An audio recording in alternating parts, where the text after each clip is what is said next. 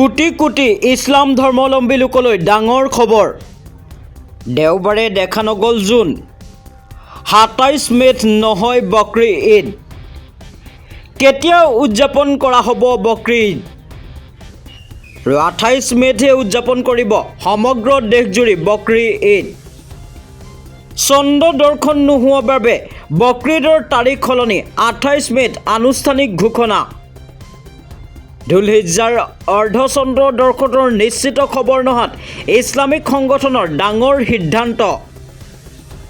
ৰমজান ঈদৰ ঠিক ২ মাহ ৯ দিন পিছতেই দেশত পালন কৰা হ'ব ঈদ উল আজহা। জনাই গৈছোঁ এই মুহূৰ্তৰ আন এক গুৰুত্বপূৰ্ণ খবৰ। বিশ্বৰ কোটি কোটি ইছলাম ধৰ্মাৱলম্বী লোকৰ বাবে ডাঙৰ খবৰ। আৰু দেওবাৰে দেখা নগ'ল জুন। ২৭ মে'ত নহয় বকৰি ঈদ।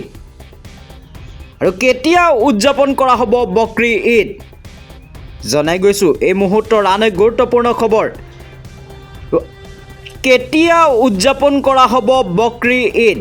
আৰু কোটি কোটি ইছলাম ধৰ্মাৱলম্বী লোকৰ বাবে এই মুহূৰ্তত এক ডাঙৰ খবৰ। ২৮ মে'তহে উদযাপন কৰা হ'ব বকৰি ঈদৰ।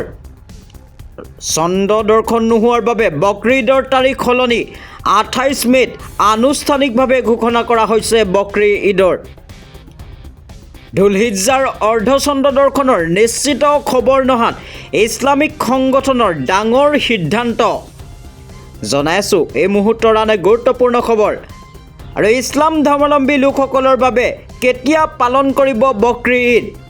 আৰু ২৭ মে' নে ২৮ মে'ত এই লৈ এক প্ৰকাৰ বিমূৰত পৰিছিল ইছলাম ধৰ্মাৱলম্বী লোকসকল। আৰু অৱশেষত ২৮ মে'তহে উদযাপন হ'ব সমগ্ৰ দেশজুৰি বকৰি ঈদ। ৰমজান ঈদৰ ঠিক ২ মাহৰ ৯ দিনৰ পিছতেই পালন কৰা হয় বকৰি ঈদৰ। জনাই আছোঁ এই মুহূৰ্তৰ আন এক গুৰুত্বপূৰ্ণ খবৰ। আৰু কোটি কোটি ইছলাম ধৰ্মাৱলম্বী লোকৰ বাবে এক ডাঙৰ খবৰ দিব লৈছোঁ। আৰু দেওবাৰে দেখা নগ'ল জুন। ২৭ মে'ত উদযাপন নহয় বকৰি ঈদৰ। আৰু কেতিয়া উদযাপন কৰিব বকৰি ঈদ? ২৮ মে'তহে উদযাপন হ'ব সমগ্ৰ দেশজুৰি বকৰি ঈদ। জনাই গৈছোঁ এই মুহূৰ্তৰ আন এক গুৰুত্বপূৰ্ণ খবৰ। ইছলাম ধৰ্মাৱলম্বী লোকসকলৰ বকৰি ঈদ কেতিয়া উদযাপন কৰিব? ২৭ মে' নে ২৮ মে'ত উদযাপন হ'ব বকৰি ঈদ? এই লৈ এক ডাঙৰ খবৰ দিব লৈছোঁ।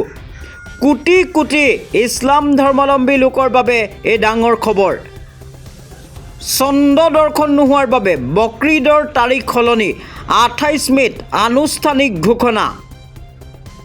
ধুলহিজ্জাৰ অৰ্ধচন্দ্ৰ দৰ্শনৰ নিশ্চিত খবৰ নহাত ইছলামিক সংগঠনৰ ডাঙৰ সিদ্ধান্ত।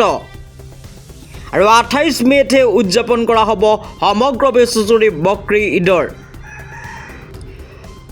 ৰমজান ঈদৰ ঠিক ২ মাহ ৯ দিনৰ পিছতেই দেশত পালন কৰা হ'ব ঈদ উল আজহাৰ। জনাই আছোঁ এই মুহূৰ্তৰ আন এক গুৰুত্বপূৰ্ণ খবৰ। কোটি কোটি ইছলাম ধৰ্মাৱলম্বী লোকৰ বাবে ডাঙৰ খবৰ। আৰু এতিয়া ২৭ মে'ত নহয় বকৰি ঈদ। ২৮ মে'ত উদযাপন হ'ব সমগ্ৰ দেশজুৰি বকৰি ঈদৰ।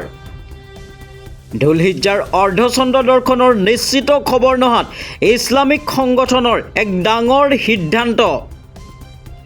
চন্দ্ৰ দৰ্শন নোহোৱাৰ বাবে বকৰি ঈদৰ তাৰিখ সলনি ২৮ মে'ত আনুষ্ঠানিক ঘোষণা বকৰি ঈদৰ।